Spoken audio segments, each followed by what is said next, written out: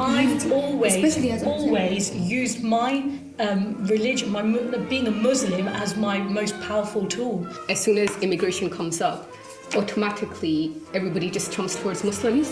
Immigration does not equal Muslims. Let's be honest, guys. I mean, we're all women. You know, there's men out there, you know what, that don't want us to come to the forefront. His absence just showed how ineffective he is as a politician and how he's depending solely on Brexit. Labour's been weak, they've been scaremongering, and they don't even know what they want themselves, because they kept changing it, and that was apparent from all. You've got to be kidding me. Are you for real? Labour was the one who took us to the Iraq War, which created the biggest Muslim divide. They're desperate for a Labour government. That took us down. I mean, you know, the Iraq War, you know, I was against it. We're living in austerity, and this austerity is hurting the working classes, it's hurting the poor, it's hurting those who are on low-income families. It's an easy target to say he was racist. Actions speak louder than words. Who's in power?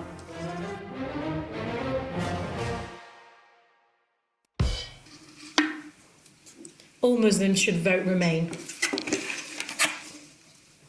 Well, I was voting for Remain and campaigned for Remain, but now I'm backing Brexit. Why? Since the EU result. Because I think that if people have voted for something, we need to make sure that we support that result. But what if people are misinformed? What about that? But then it was their responsibility and their duty to make the right decision. Is it not the political party's responsibility to give the right information? They should do their own research and make their own decisions. We're all adults and you're over 18, so you've got responsibility to make the right decisions in life. Well, not when people were actually scaremongered by parties such as UKIP, saying that immigration was a bad thing and so on. And obviously, as British Muslims, the key issue for all of us is Islamophobia. Yeah. And is it not better to work with our European partners to tackle something that's actually cross-consensus, as opposed to be a tiny island and try and fight it on your own, because you can't actually do that anymore. They were scaremongering at the same time and saying the economy is going to go bust, bread's going to be £10 a week, the NHS is going to get sold. That's not happened. We've had much more stability in the economy than we would have done if we didn't have Brexit. And at the moment, unemployment is at the lowest it's ever been. If Muslims started voting for Leave, there was so much Islamophobia political agenda at the moment, so we had a big chunk of people voting Leave anyway. So Muslims then are supporting that Islamophobia then? No, because racism is two separate things. Brexit is not racism. So I think people need to educate themselves in terms of racism is one side and then supporting a political decision is two different things. So we've had racism for many years. Brexit is just something that's come up in recent years. We're confusing the two together. Yeah, but unfortunately, I'd actually blame the Conservative Party on that point to start off with, because it's their whole agenda. They're all campaigning the Brexit camp. I mean, all based around immigration, how bad it will be, how all of a sudden the floodgates are going to be opening, and, and countries like Turkey, for instance, are going to come in, and all of a sudden Britain is going to become Muslims for only, and there'll be issues of racism and so on, and they'll take all our jobs. But that's not the case. The idea was to bring all these countries together on a common agenda so that we can tackle things such as inequality and to bring each other together and work closer together. But the mere fact that as soon as David Cameron made this decision about, which he only did to actually appease his own party, because he was on turf wars with the Brexiteers and so on within his own party. So he said, all right, we're going to have a referendum on Leave and vote Remain. And obviously he made a political decision. But aligned to that, the actual Remain camp, their whole agenda, their whole campaigning was based around racism, which has given right to nationalism, populism, the far right, and Muslims don't feel comfortable. People are not realising the consequences that are coming, and I feel like the hostile environment that's about to happen is something that we need to prevent from happening as a Muslim community and stand by it together. Exactly. We need to also stand together against far-right movements. By us dividing, what are we doing? We're fueling them, or we're giving them more of a reason to go against us. UKIP voters, for instance, even the far right, are all becoming active members of the Conservative Party. That's concerning, and it's concerning when your Prime Minister makes all these silly comments about Muslim women. So Boris Johnson has clearly spoken, and he said that Muslim women who wear the burqa, niqabs, the yeah. burqas, they look like letterboxes and bank robbers, And right? he's never he once said that from his apologised. mouth. I mean, the first point is to actually apologise, which actually Boris Johnson to this day has not done. It's this ego. It's his ego. Yeah. I mean, yeah, and he's supposed to be representing all of us. That's what concerns me in this era, is that post-Brexit era, it's the Muslims, that are going to be targeted out of all of this, and the minority ethnics from other communities. We're going to be targeted because of the fact that there's going to be not many jobs available, for instance. There's going to be an impact on our economy. I mean, where is all this trade? This is scaremongering. We're not going to have jobs. Where's all this Muslims trade? are going to face the consequences when all of us Well, are they in will it do. together. Well, So we no, need to but- work. Yeah. We need to work in it. Are we really in it together? Are we in it together? That is the question. Right, can we move to the next one? That's actually quite good, guys. Some figures, such as Nigel Farage, would describe immigration as a Muslim problem and described the situation of accepting refugees at breaking point. Is it right to have a limit on immigration? Is immigration a Muslim problem? As soon as immigration comes up, automatically everybody just jumps towards Muslims.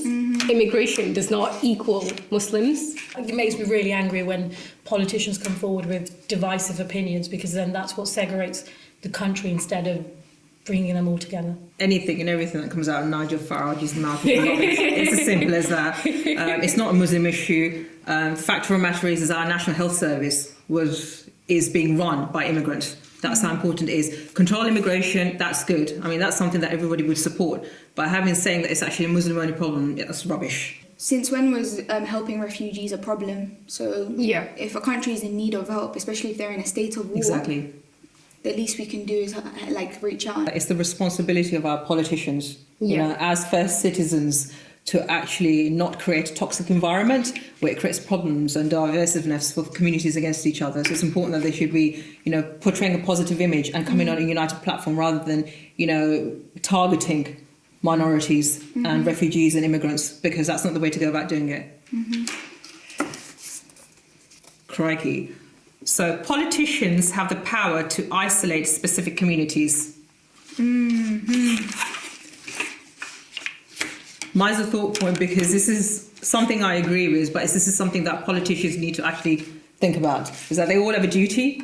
The likes of this, hate to say it, people like Nigel Farage, who have a lot of people that follow them, a lot of influence and so on. I mean, they need to be a bit more careful and sensible with their wording. And that also goes for our Prime Minister, Boris Johnson. Okay, it makes me sad, but they definitely do. But at the same time, that's a powerful statement, because if we have the ability to isolate people, we also have the ability to empower and unify the country. I was on the train going to work, and this other woman noticed me wearing a headscarf, and then all of a sudden she started attacking me, saying that, oh, your husband is a terrorist, he has so many wives and he doesn't live with you, what are you doing with your life? And I'm 19 and I was a student at uni, and I was just like, what is going on? But that is the influence that political statements have on everybody, that people then think that it's okay to say anything to any person in public because, well, our political agenda is like that. So it's really scary, especially if you're traveling by yourself and you're just like, why am I being attacked for no reason? One time I attended a protest, and it was a Labour protest. And then I was asked to hold the banners, and I had to go transport them from one area to the other. And the banner said, "No to war, no to Islamophobia." Bear in mind, because I'm a journalist, I'm supposed to be impartial, so none of this related to my personal views. I was just there to cover the event. But I noticed on the train that loads of people were just staring at me, and in a way where it was like, they're not staring out of interest, but they were staring in disgust. And I just started to notice, I'd walk past and then I'd get barged in the train a bit, and it was a bit packed, it was around rush hour. And it just made me realise that if people don't like something, they won't even say it to you. They will just show you through their actions. We live in a society where we just hate each other without even bothering to engage in a conversation and understand the other person's perspective. Politicians have built this, how do I explain it? They've built this barrier between the oppositions where we already know each other's views and we're disgusted to even hear the other person's perspective. And it's kind of stopping us from achieving absolute liberty and freedom of speech. After that, because of wearing a headscarf, on the underground especially, I did not stand in the front Me because I was too, 100%. scared that somebody might just push me Yeah. out of racism Lose or my just life over what? because they Because see I'm me wearing a headscarf. So I was genuinely scared to stand at the edge of the platform Mm-hmm. waiting for the train, only because of my experience. And imagine we go on the train every single Yeah. day. We're going to work, to school, and we have to live in fear of being pushed because of our Exactly. identities. Yeah. Like, no one can ever try and empathize. No matter how hard they try, they can never understand that you're not even asked for your opinion and you face danger. Why? For what reason, you know? I go to a university where students don't feel free to openly speak about Islam as much because like they feel like they're under the eye, like they're being watched all the time. Their every move is being, surveilled. And it's like, why do we have to monitor ourselves and censor ourselves in society? Why? Like, just because a politician said something bad about us and now everyone's like always suspicious of, oh, these Muslims are gathering, they must be plotting some terrorist activity. This is where politicians have an important role to play as community leaders, as our elected representatives. If their language is kinder, instead of creating a toxic environment and adding fuel to that environment, that doesn't help. And second of all, the most important thing is the role of the media. I'm not going to play devil's advocate here, but a lot of Islamophobia and issues against minorities is actually portrayed and fueled by the media. So this is where the media have a very important role in ensuring that they don't create this divisiveness which is already there. Yeah. Instead of us coming together and but I suppose the media has a You just role admitted anyway. it. You just said but- which was already there. Yeah, And Brexit isn't what created that hostility. Brexit amplified it. Yeah, caused Brexit issues. amplified it. It actually amplified it. Prime Minister Boris Johnson, his comments about Muslim women didn't help. Nigel Farage about immigrants, that actually didn't help. That actually added fuel. I mean, they should have known better. It's as Yeah, simple and as it's that. fueling the media. So we're blaming the media, Exactly. right? We're saying the media shouldn't say this, but at the end of the day, the media are institutions, they're businesses, right? They want to profit from stories. That's all Yeah. they care about. So here's the Emotionally question. interesting stories. Question. Should the media be regulated? Or should there be more No, regulation of the media? I believe politicians should be regulated. So they should watch out for what they're saying. And the media, at the end of the day, we can't control But what they who do. regulates the politicians, the people? Because we have the power to vote for them. True. So we shouldn't give them that autonomy. But If you disagree with their opinion, because we live in a democracy. I think more so we need more women in politics. I've Yeah. always said this. We've seen recently with the Conservative Party, unemployment has significantly reduced. So we've got more women working than ever before. And we need these women to come forward. So if we have more women in the employed and we have more women in more powerful positions, I feel that we can improve the level of power in our society. And if we have more women in more powerful positions and then we have more women getting involved in politics, so this is great, we're getting more women to be involved in this conversation. We'll see young girls and people that are watching this on Instagram or wherever they're watching it, they will feel incentivized to also be like us and get involved in these conversations. But as a Muslim woman, when you join something like that and then something happens in the Far East or anywhere in the world, then all of a sudden it's the Muslim's duty to justify look it. at you, yeah. And then you have to say that actually, no, I'm a Muslim, I don't do this. So if all of a sudden the You're on entire that step, population yeah. of Muslims, right, and their actions is on you and how you are going to react to that, and that's not a Muslim's duty. ISIS, why am I answering for Yeah, ISIS's exactly. brutality? Yes, we are Muslims, but we need to set a new example. We need to challenge. And Asian people, we are, including myself, we are really easy to follow generations. And if there's an issue, then stop following everyone else and just do what you've got to do as a good person. But you don't need to can't- justify it. but And you- by going out and saying, I'm not like that, why we're actually accepting that there's some kind of association. Get on with your life, do your own thing, and be a good, morally correct person. But you can't be, so it's less likely for you to be a Muslim woman and get into politics Yeah. if the Conservative Party are pushing for I've- ideas like attaching these labels to the Muslim community.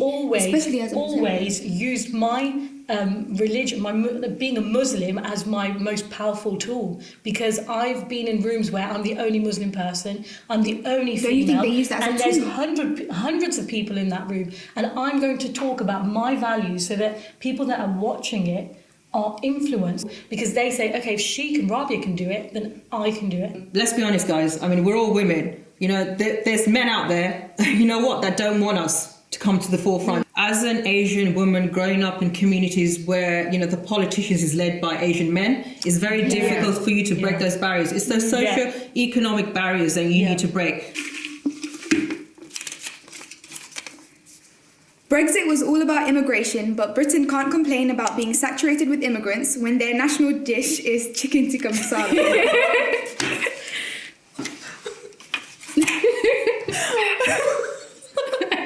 For the first time, we completely disagree. I think that immigrants built this country, so it's only right for us to share our, you know, our cultures and be diverse. That's what makes us unique, you know. So being against that just makes no sense, honestly. What about you? What do you think? All right, the reason why I've got this up is that I actually thought the national dish was fish and chips.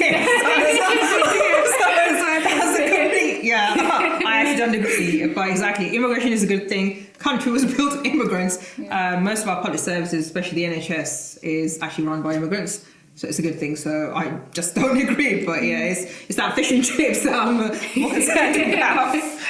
And I'm just proud that it's curry. I just find it funny that curry's the national dish when I've never heard of that either. I thought it was fish and chips as well, like mushy peas. Oh, Boris Johnson didn't turn up to all the debates during the run-up to the election. Can it be determined that the Conservatives only won because of their stance on Brexit? Oops. It was a Brexit election. That's what it was. And because of the fact that there were many Labour Party voters that switched to vote for the Labour Party, especially in the north, it was because they voted Leave and they just wanted to get it over and done with. Had it been on issues such as climate change, public services, and so on, I mean, the result would have been different because, you know, we know for a fact that the only party that supports the public services, especially in this era of austerity, is actually the Labour Party. More so than Brexit, one of the main subjects that were on the table was the NHS. So I think the general public trusts the Conservative Party with the NHS, and that's why they voted. Otherwise, the Conservatives wouldn't have had the mandate to lead the country the way they have. If Boris Johnson did turn up to all of those, it would have been clear as to what the Conservatives stood for and what Labour stood for. But that is what he was hoping for, that if I don't show up, that's what people are going to vote for me for. That, yes, I have my deal ready. Nobody needs to question it. The amount of scrutiny that the Labour Party got, the Conservatives didn't. And the other thing is that if you're going to be talking about, you know, the NHS and stuff, actually, it's the Labour Party, you know, under the Blair's premiership, actually put more money into the NHS. And had we known before the Brexit election or before the Brexit, even before the referendum, that we knew that there was a deal behind the back doors for our NHS to be on the table for any possible deal with the United States, and Trump wanted, you know, to get as many of his pharmaceutical companies into the UK and selling off medicines to the NHS, then obviously the result would have been different. So I'm going to say this as a Labour Party member, is that, you know, the only party that actually cares about the NHS and public services is actually the Labour Party and not the Tories. No chance. The Conservatives have been in power more than Labour have ever been in power, and they have been the ones in control of the NHS, and yet it still stands where it is today. And it's under increased strain. You speak to the doctors, you speak to the nurses, you look at the waiting lists. I mean, Junior doctors are going on protests, going on strike and so on. You know, there hasn't been a pay rise in decades for under the Tory premiership for nurses and so on. Look at the amount of work that they actually do. To scaremongers, especially from the Conservative Party, about immigrants are going to do this and that and the other. But it's actually, the NHS is actually run by immigrants. Exactly. The NHS is at breaking point. It's on the brink. But it's the fact that they haven't had a pay rise. What's that going to show? And they're devalued. And it's They're not nice. deflecting the real issue. You know? Exactly. They're deflecting the fact that there needs to be pay rises, and they're blaming it on the immigrants. Oh, if the immigrants come in, they're going to take all of our free public services. No, you just give a rise to people who are working hard, and then the situation will improve. It's just a deflection. And I feel like Boris Johnson not attending those debates was his method of like steering away from these questions that he knows he can't answer. Exactly. And it showed as well how much of a weak politician he is, because a real politician would stand there, take the scrutiny, scrutiny, take the questions asked at him, take all of these judgments and be able to answer it confidently and assure the people that he's going to promise a good deal or a good new state or a new solution or wherever it may be that he wants to tell the people. And he didn't do that. His absence just showed how ineffective he is as a politician and how he's depending solely on Brexit and people already having support for that movement anyway. And let's not forget, it was the Labour Party, it was the Labour government that actually introduced the NHS. Yeah. It was the Attlee government. It was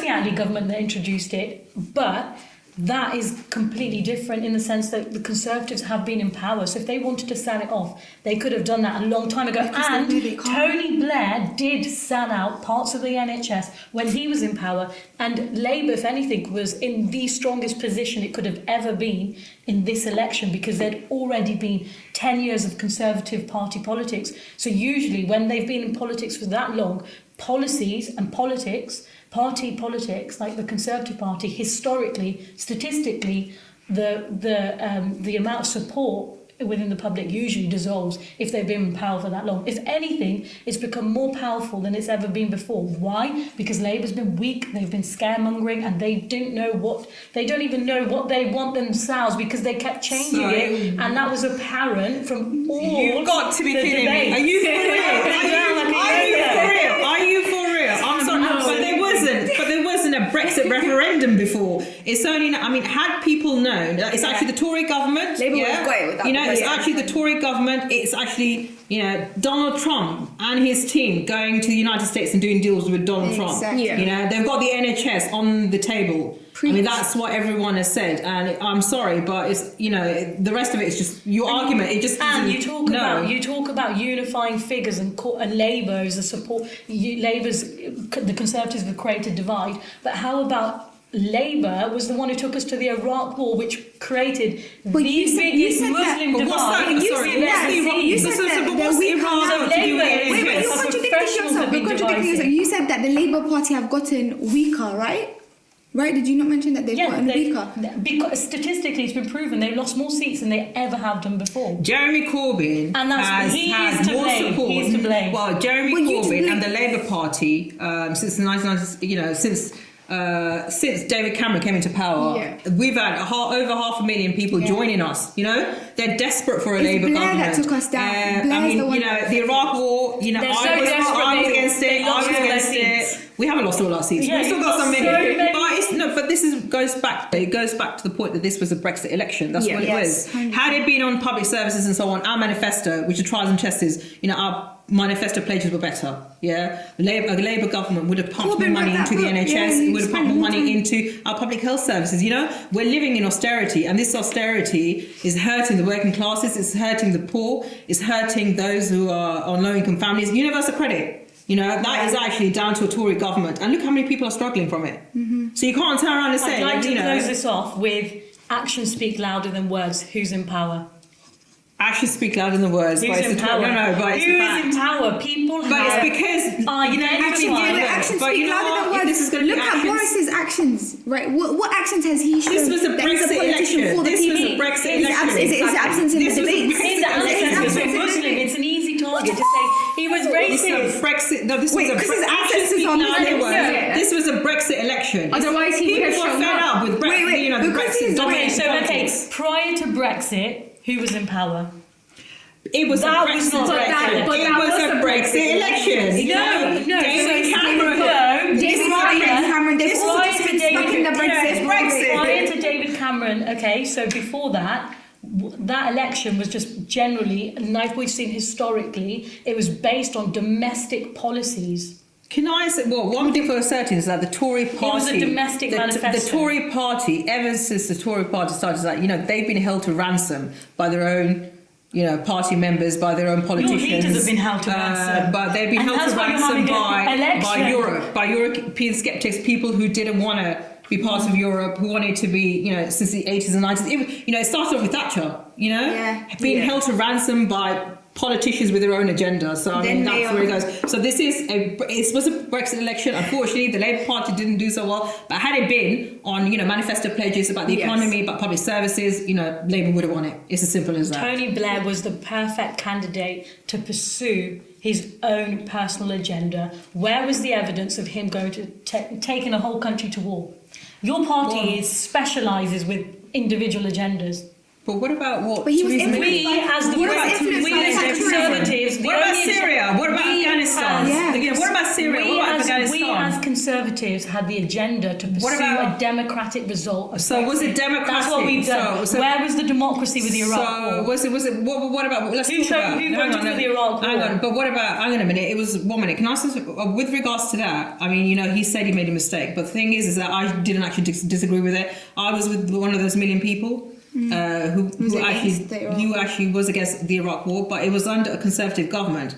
That what we are doing is we're arming all these countries to go to war. I mean, who's arming in Yemen? I mean, who's the one who's arming in places like Syria, Exactly. Afghanistan? That's all under a conservative government, and It's a problem systematic from Tony Blair's government it's in also- 1997. Selling arms to Saudi Arabia. All of Who's these selling things. arms to Saudi Arabia, for example? It's the Tories. Who pursued it first?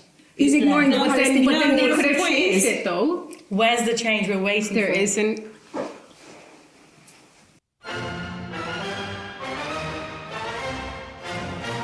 Is it really cold in this room? Or is it the hostility? Brexit would have been a better option for Muslims if Jeremy Corbyn had been Prime Minister instead. Boris Johnson has to deliver now, and I'm going to tell you now, he's not going to be delivering for those communities, for those hard working class Labour voters. He's not going to deliver for them. Well, this is where the Trade in typical the UK. Tories who only care about the larger corporations come in. Well, I've just said that the smaller businesses will be better off. Muslims feel vulnerable under Boris Johnson. Muslims feel under threat under Boris Johnson. I'm a Muslim, I feel threatened under him. And as British Muslim women, we should be thinking about what a conservative government under Boris Johnson means that's for British exactly. Muslim women. As a Muslim woman wearing a burqa, is she going to feel accepted into the Conservative Party? If you're wearing a burqa right now, would you feel comfortable voting for the Conservative Party? Or standing Or with standing them? by them? If I was a Muslim woman with a burqa, not for me, because he described me as a bank robber or a letterbox. Yeah. So I don't care what his party's values are. He's against me because of how I look. Why would I follow a shallow leader like that? A leader who... Why would you follow a shallow leader who's anti-Semitic?